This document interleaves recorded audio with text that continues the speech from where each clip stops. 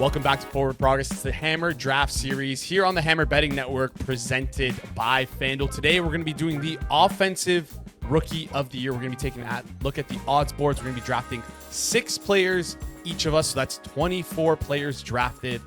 And we're going to be fighting for $1,000. That's right. We're staking $250 each. And guess what?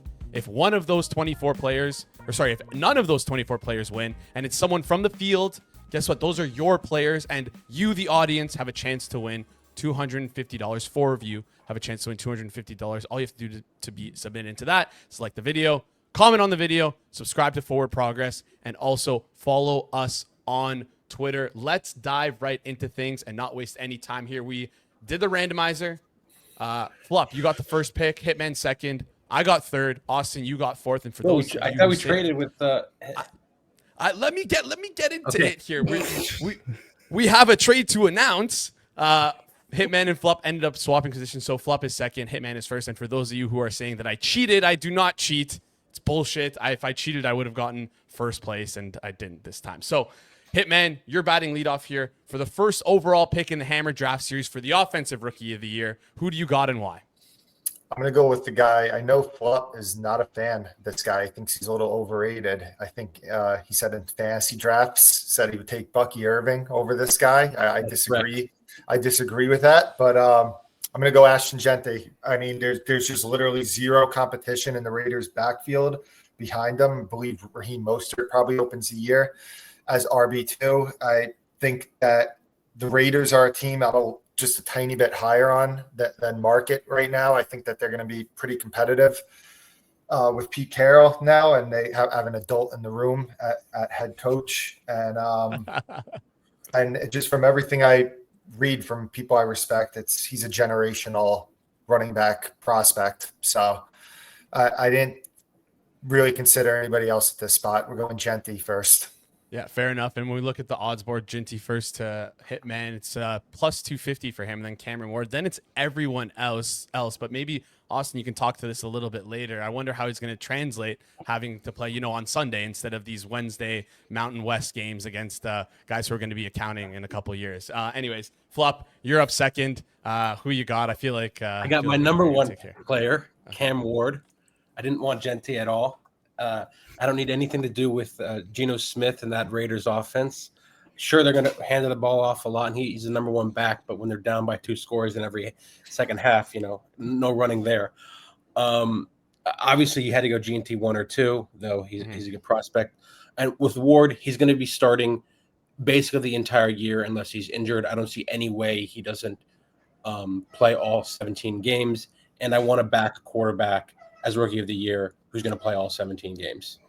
Yeah, all right, fair enough. Cam Ward, rookie, who's going to be playing 17 games. That's what you want for a quarterback, right? Maybe some of these running back wide receivers, they're not going to get the time. Some of these other quarterbacks on the list are probably not going to get the time. That's for sure. If there's one quarterback who's going to get it, it's Cam Ward, unless he gets benched. But I'm not wishing that for you. I hope not. Hope all the best for Cam Ward. Up next, I'm up next here. And I'm kind of torn between a couple players because I feel like this is where you can kind of go anywhere. Do I want to flag plant? Do I want to stick with guys who I've been talking about all offseason? And I think I'm going to go with Omarion Hampton to win Offensive Rookie of the Year. It's pretty simple. Chargers, they still have a good O-line regardless of the Rashawn Slater injury. Obviously, that doesn't help, but you got to take into account the Najee Harris eye injury. I don't see how a guy who struggles to cut back is going to be any better when he's missing an eye. From all their reports, it's said that he's going to come back and be okay with full vision. I don't believe that at all. I feel like it's a clear run for Omarion Hampton. Their process and their plan was probably already to get Omarion Hampton in late in the season. But, hey, that timetable's just been shifted up a little bit more with that Najee Harris injury. So I feel like I have to go with Jeff here, go with my guy, go with Omarion Hampton, a team that loves to run the football a lot with a pretty good offensive line. I'm going to take Omarion Hampton. Austin, you're up next. You get to go back to back. Yeah, I'm gonna go Ted McMillan, my first round pick.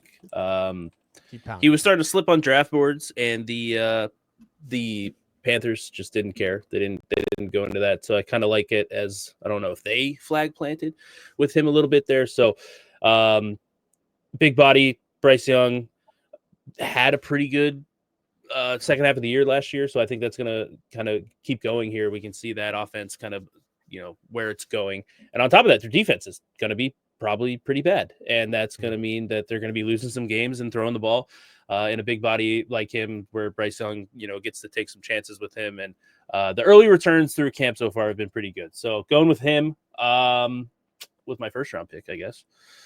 Second round pick.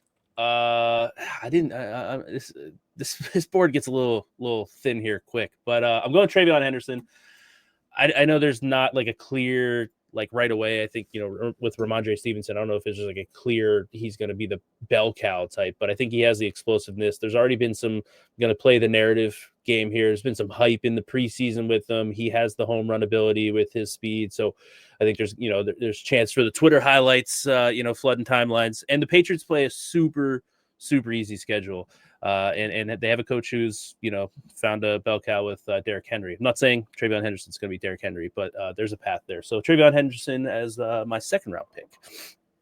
All right, Travion Henderson and Tet McMillan off the board. You're leaving me with a tough one here because, I'm a big fan of Travis Hunter, drafted him a ton in fantasy. I think there's the real path for him to win both offensive and defensive rookie of the year. If anyone finds that out there, let me know because I'd love to bet that. But I'm not going to go for Travis Hunter here. I'm actually going to take a little bit of a flag plant because of recent news. I'm going to go Emeka Egbuka. Jalen McMillan was recently injured. He's going to miss potentially half the season. Chris Godwin also hurt, going to miss a wide portion of the season. Just quickly, targets from last year for the Tampa Bay Buccaneers. Chris Godwin had 62. Jalen McMillan had 58. Sterling Shepard had 51. Cade Otton had 87. That's a lot of targets going out there. And listen, Cade Otton's still going to be there, but you have to think they drafted Emeka Egbuka in the first round for a reason. They knew they had this good wide receiver room. They're going to be feeding him the ball. The path to playing time is there. And I love Baker Mayfield and this offense. This team has a chance to win 10, 11, 12 games. And with Emeka Egbuka potentially being the star on this team with an aging Mike Evans,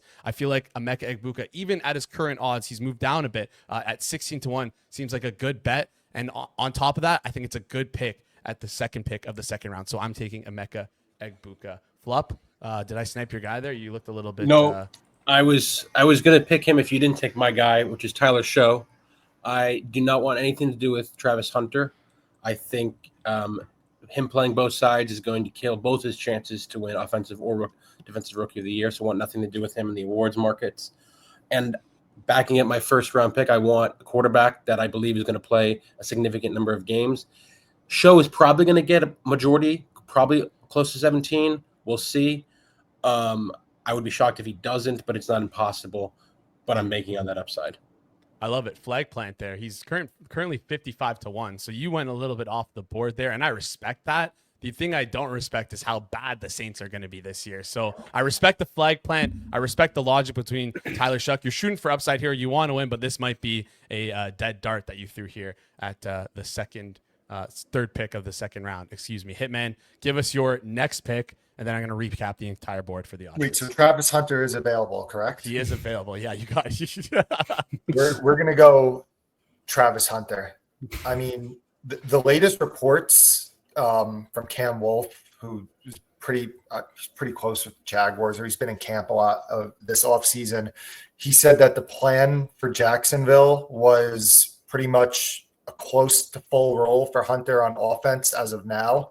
And that defensively, it would maybe be more of the sprinkling in. Now, we'll see what happens over the course of the season.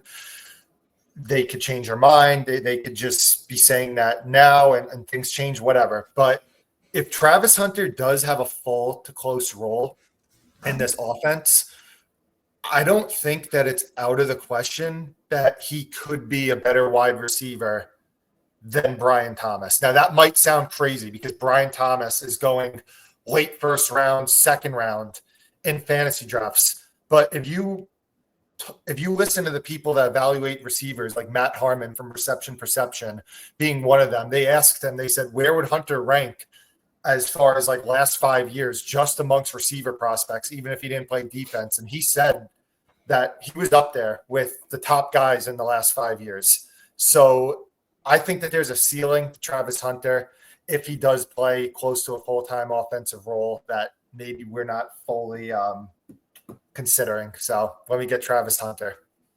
All right, and for those watching, you can see my shit-eating grin, as some would call it. I love that. I love that take because I've had similar thoughts about this Jacksonville team, where obviously Brian Thomas was incredible last year, but the receiver talent of Travis Hunter, from what I've heard of other people, is that it truly is of the upper echelon. And again, like they went all out to get him. They're definitely going to use him on offense. If they use him on defense a little bit, it may detract from his chances, like Flup said, but I mean, the talent is there for him to be incredible. So I love that pick for you, Hitman. Off to a great start, which does not normally happen for these drafts for you. So just quickly recapping the board. Hitman got Ashton Jeanty and Travis Hunter. Flup, you got Cam Ward and Tyler Shuck. I got Omarion Hampton and Emeka Egbuka. And then Austin, you have Ted McMillan and Travion Henderson. Before we get into the next round, just want to give a quick shout out to our sponsors over at Fanduel. It might be the offseason, but if you want to bet on NFL futures, Fanduel is the place to go for that action.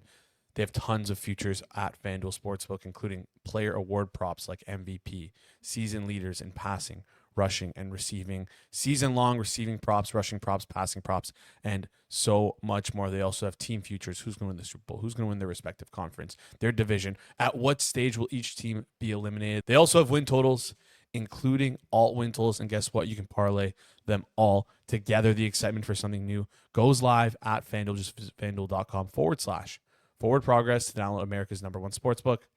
That's FanDuel.com/forward progress. All right, let's kick off the third round here with Hitman. Who are you going to take in this pick? RJ Harvey just has such a good path to end up being the bell cow for the Denver Broncos. I think that J.K. Dobbins is washed. I don't think the team is in love with Jaleel McLaughlin. Audric Estime might get cut.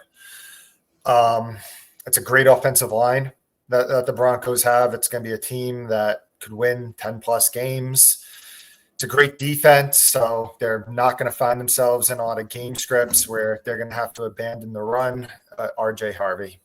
All right, RJ Harvey, and I know you're high on their offensive line as well, as you mentioned in a couple other videos. So we're going to take RJ Harvey for you and place him on your team. Flup. You're up next. Similar logic quarterback again? No, similar logic to Hitman. I'm going to go with Caleb Johnson. Obviously, he's likely to split in the beginning with Jalen Warren, but I just got to bet on that upside that he takes over the dominant lead back role. All right, Caleb Johnson for Flup there, playing out in Pittsburgh.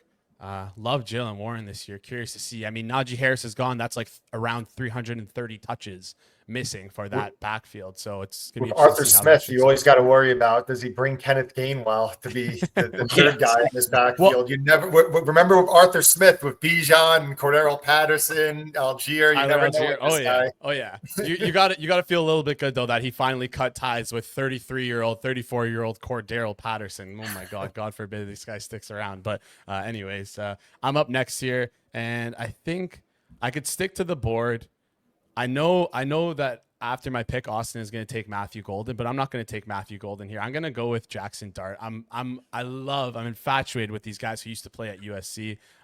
Jackson Dart just has the swagger, the charisma. He's looked great in preseason. I'm excited for this Giants team. I know a lot of people will laugh at me for that, but I really think there's an upside case for this Giants team. And if Jackson Dart can get in early and ball out, I think Malik Neighbors as his #1 receiver will help him out a ton because he's just an absolute target hog who's so sticky and can get the ball in almost any position. So if Jackson Dart can just find Malik Neighbors on the field and find his way onto the field, I really think there's a good chance that he may not play every single game. Maybe he plays only 14 or 15 games. But if he's able to get in early, I think there's a real chance for Jackson Dart as a path for him to win Offensive Rookie of the Year. So that's my pick there, Jackson Dart.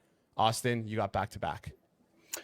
Yeah, so I'm going to pass on Matthew Golden because I have back-to-back picks here. Okay. I'm going to go Tyler Warren. I don't love the Colts offense, but with Daniel Jones being named the starter, I think Warren's like the perfect guy to just get peppered. 5-yard average depth of target receptions. He showed last year at Penn State that he can make plays with the ball in his hands. He's not just like a catch it and go down type of guy. So give him some easy throws, middle of the field, doing some, he was very versatile, so he can line up all over the field as well. So I think more of just like a volume play, as I think he could be number one in targets for the Colts on a bad team again, who they might have to throw more than we know. So give me some garbage time receptions there for Tyler Warren. But yeah, I'm going to go Matthew Golden for my other pick. Gonna just, again, upside. I'm honestly just going with the board. I actually didn't want to take Golden. I was kind of hoping you guys did that, but just gonna believe the betting market here and go with our friends at Fanduel with Matthew Golden. All right. Yeah. Matthew Golden, 22-1, and Tyler Warren, both 22-1. Slave to the odds board, Austin Mock is, but I respect it because, listen, who are we to say we're smarter than the market? I'm up next here. And in terms of recent moves, this is a slave to the odds board type move, but there's been so much news regarding this team and this backfield. I feel like I almost have to dive in on the hype train, because if I don't, I feel like I'm going to be kicking myself. I'm going to go with Billy Krosky Merritt. Who the heck is this guy? Washington, I think it was a day 3 pick. There's rumors that Brian Robinson has said to the Washington Commanders that he wants out. He wants to be traded. The only other guy in that backfield really is Austin Eckler, Chris Rodriguez. Not much talent there. Listen, if Bill Krosky Merritt can't beat out the corpse of Austin Eckler, then that's my fault. I'm going to take that. I'm going to fall on that sword. But the path to playing time could be there if Brian Robinson misses games. So I'm going to bank on that. Gets traded. I'm going to bank on Brian Robinson getting traded before the season. In a high-powered offense, I could see him getting a ton of run here. That also, by the way, loves to run the football. So Billy Krosky Merritt. Is it Bill or Billy? I feel like I might be messing that up. But anyways, Bill Krosky Merritt. What a beauty. All right. For the Washington Commanders, that's the 4th pick for my team. Flup, you're up next here. I'm going to go with Colston Loveland. And, you're taking day 3 picks. I'm taking top 10 picks. There's a little bit of a difference here. I got to back Ben Johnson's genius with this one. I'm not a fan of taking tight ends, but, maybe he has like a nice season. Maybe if he has a Brock Bowers type season, he's live for it at the very least. Of course. Remind me how many tight ends have won Offensive Rookie of the Year again?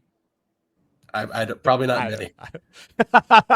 No, honestly, if there's anyone to bank on a tight end winning this year, it's the guy who basically birthed Sam Laporta, is what I like to say. So if we can see some Sam Laporta and Colston Loveland from Ben Johnson here, and that terrific quarterback, Caleb Williams, throwing him the football, there's a real path to Offensive Rookie of the Year. And I mean, at this point in the draft, we're pretty deep on the board. There's only a limited pool to choose from. We're throwing darts. We're throwing real darts here. So, Hitman, you have 2 picks back-to-back. Just make your first pick. I'll recap the board, and then you can make your second pick. I'll go with Jaden Higgins. Slave to the odd board. The options are running thin at this point in the draft, but he's attached to a really good quarterback. There's some opportunity with the Texans. Jaden Higgins. All right, Jaden Higgins. It is with the Texans. Hitman, let's recap the board here. Hitman, you drafted Ashton Jeanty, Travis Hunter, RJ Harvey, and Jaden Higgins. Flup, you got Cam Ward, Tyler Shuck, Caleb Johnson, and Colston Loveland. I was able to snag Omarion Hampton, Emeka Egbuka, Jackson Dart, and Ja'Cory Krosky Merritt. Austin, you got Tet McMillan, Travion Henderson, Tyler Warren, and Matthew Golden. Hitman, we're heading into the 5th round. You have the first pick. Who do you got? I'll go Bashal Tutin of the Jags.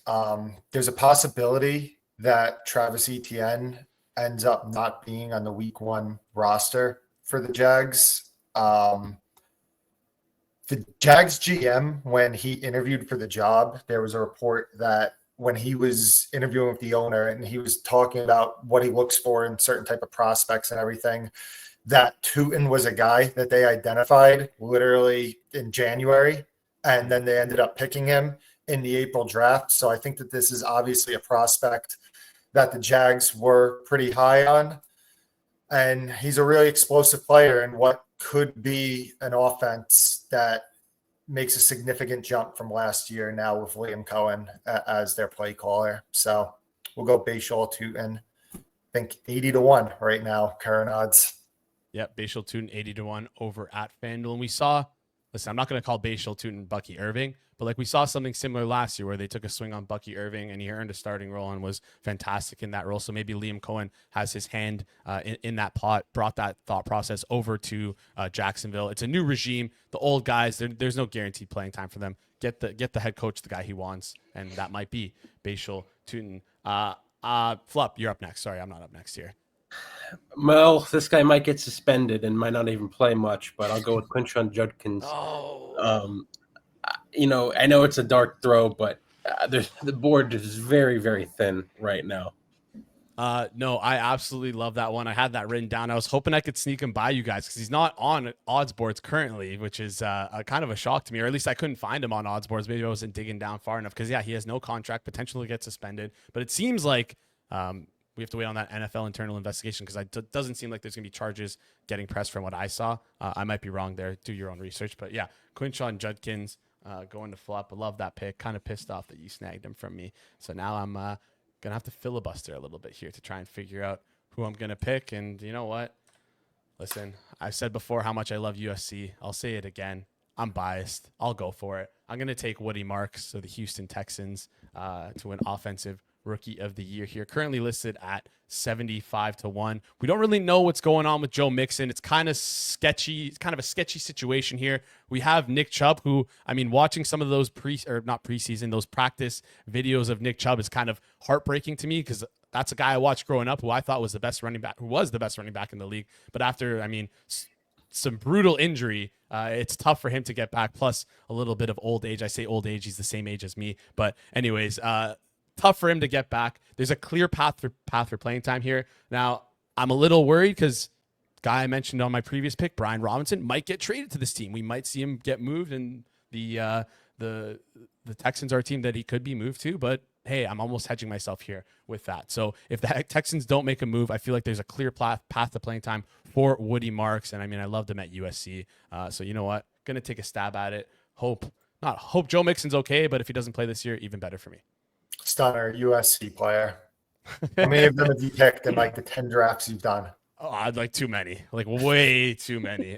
But hey, we'll see how it goes, and we'll see if I'll introduce that to my strategy next year. Austin, you have back-to-back picks, end of the 5th round, and then start off the 6th round. Yeah, I'm gonna go. It's dark down here in the depths of the offensive rookie board, but I'm gonna go Dylan Sampson. I think there's a path to playing time there. It's the offense isn't gonna be good, so like I'm just going for he wins the job here eventually and can take over on a team that's probably not looking to drop back and throw the ball a ton as their identity. And then I'll go Jadon Blue. I don't love his situation either, but the board is there. Should be a good offense if he does take over with the majority of the carries. So again, I'm just going with some paths to playing time, and I'm going with those guys. All right, Dylan Sampson for you, and then also Jadon Blue for my last pick of the draft. Gonna go with Old Faithful Ben Johnson. Gonna take Luther Burden the third here.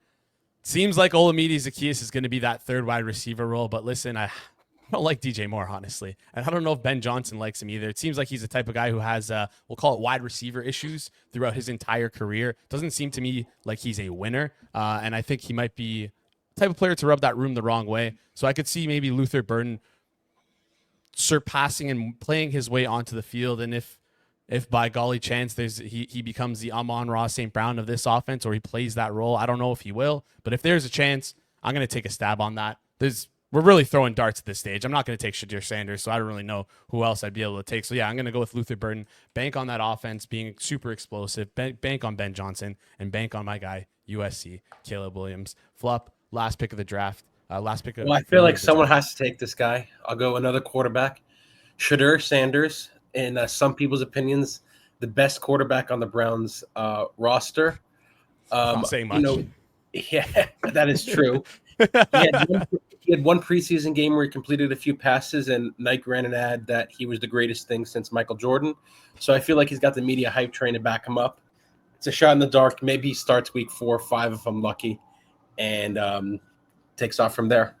No, honestly, I love that angle because you know what? The biggest thing for the awards market is not necessarily, obviously, you have to play well on the field, but if you play good enough on the field and have that offseason hype for you, that's a real chance to win the award. So, yeah, it's a good little push for you. I like that angle there for Shadur Sanders. Hitman, close out the draft here. Give us your last pick. Kyle Williams, just path potential playing time with the Patriots. He's in a three-way battle right now for their perimeter wide receiver spot next to Stephon Diggs. But yeah, just taking a shot with the 24th pick in the draft. I mean, you got to take a stab somewhere. I love it. And that closes out the draft for us here. Going to recap the board and let you guys know who we got. Hitman, you had Ashton Jeanty, Travis Hunter, RJ Harvey, Jaden Higgins, Bashal Tootin, Kyle Williams. You had a great start to the draft. Kind of tailed off towards the end. It's okay. Flup, you have Cam Ward, Tyler Shuck, Caleb Johnson, Colston Loveland, Quinshawn Judkins, Shadur Sanders. If I could just take the first half of Hitman's and the second half of Flup's and combine them together, that's the team I would want, but we can't do that.